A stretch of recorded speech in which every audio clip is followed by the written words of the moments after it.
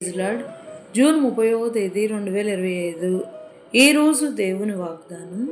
పగటివేళ యెహోవా తన కృప కలుగునాజ్ఞాపించును, రాత్రివేళ ఆయనను గూర్చిన కీర్తనయు, నా జీవదాత అయిన దేవుని గూర్చిన ప్రార్థనయు నాకు తోడుగా ఉండును. కీర్తనల గ్రంథం 42వ అధ్యాయం 8వ వచనం.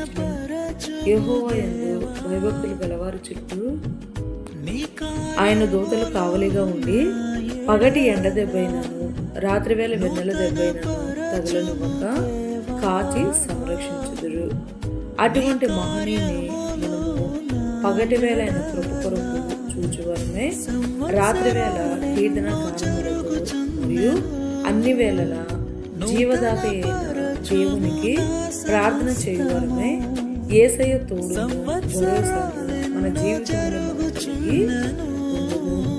ఈ రోజు మన జీవితంలో నెరవేరాలని కోరుకుంటూ మీ సహోదరి